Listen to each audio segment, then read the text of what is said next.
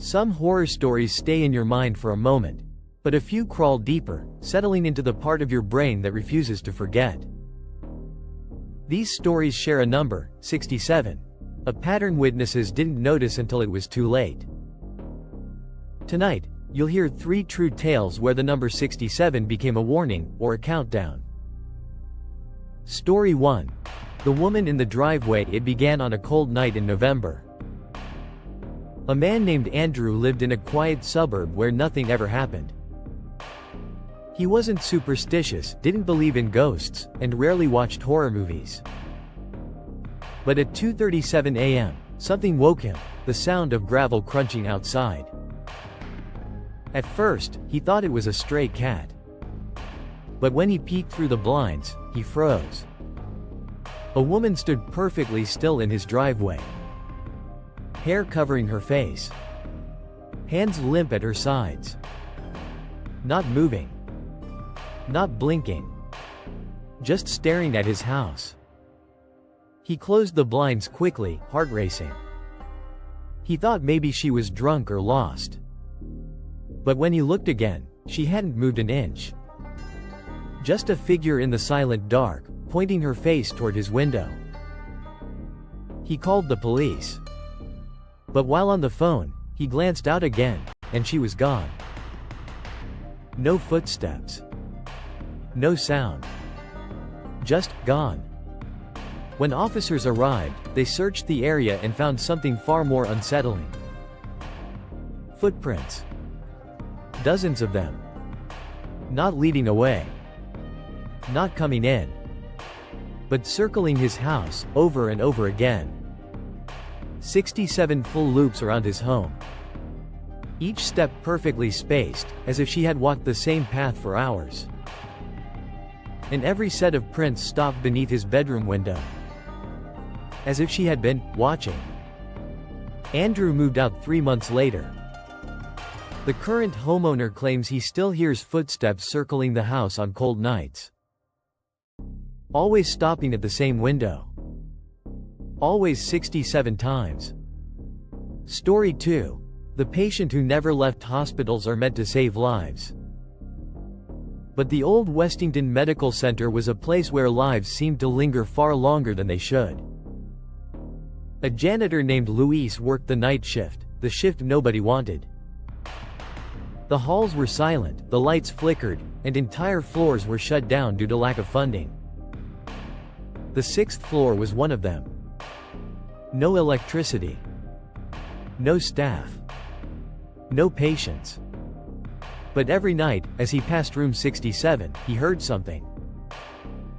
A soft cough. A faint wheeze. The unmistakable sound of someone sitting on a hospital bed. One night, Luis leaned in close to the door window. What he saw made him stumble backward. An old man sat on the bed, staring at the wall. Pale, motionless, as if waiting for something. Luis ran downstairs and brought security. Together, they unlocked the door. The room was empty. Dust on the floor. Bed removed years ago. Nothing inside but cold air and peeling paint. Security brushed it off as his imagination, but Luis couldn't let it go. He went down to the basement archive, where old patient files were kept. He searched for room 67. He found the name of the last person who stayed there. A man admitted in 1994. A man who died waiting for heart surgery, after being postponed 6 times. His record ended with a handwritten note from a nurse. 3 words. Refused to leave. After that night, Luis never passed room 67 again. He changed his shift. But the new janitor quit after only 2 weeks, claiming he heard heavy breathing behind the door every night at 3 a.m. The 6th floor has been locked permanently ever since. But locals say, if you stand outside the hospital at night, you can still see the silhouette of a man staring from the 6th floor window, waiting for a surgery that never came. Story 3. The basement countdown. This story came from a teenager named Evan, who lived in an old house his family rented for years.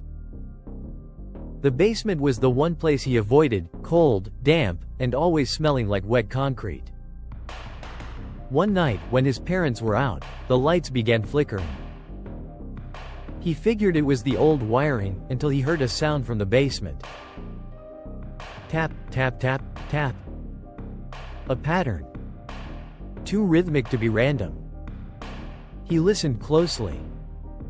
It continued slowly, like someone knocking on pipes, but in a measured, intentional way.